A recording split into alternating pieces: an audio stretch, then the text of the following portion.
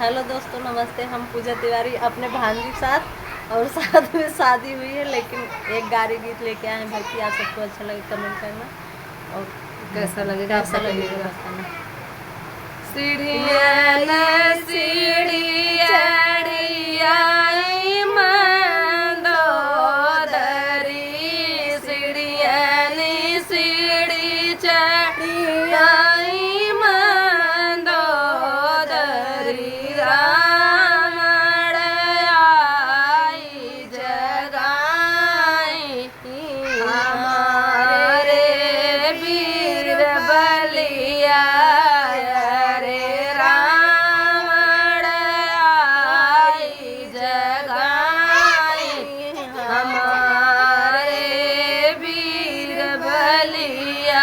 सोवत रावण झझक उठी बैठे हो।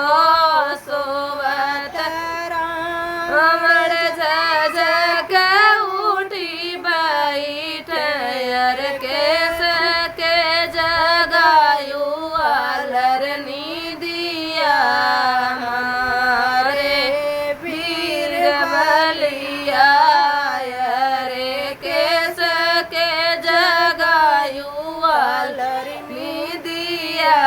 हमारे वीर बलिया।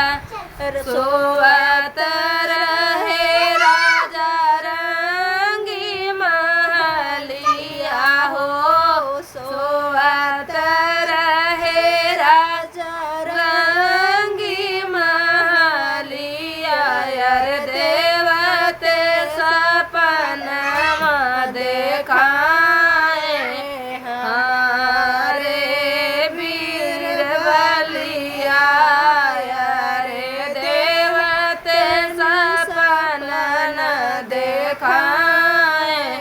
हमारे वीर बलिया। जेकर तीरियवा स्वामी तू हरि लाया हो। जेकर तीरिया स्वामी तू हरि लाया हर आवत है वो दोनों भाई हमारे बलिया आवत है दोनों भाई हमारे वीर बलिया। मेघनाथ बेटवा हमारे हो। मेघनाथ बेटवा हमारे हर कुंभकर्ण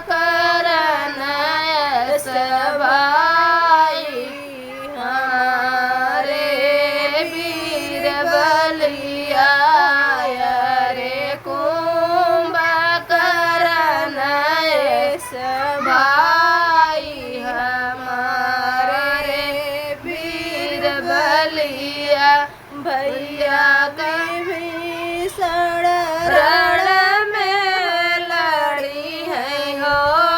भैया भीषण रण में लड़ी है अर का करी बहु दोनों भाई हमारे वीर बलिया।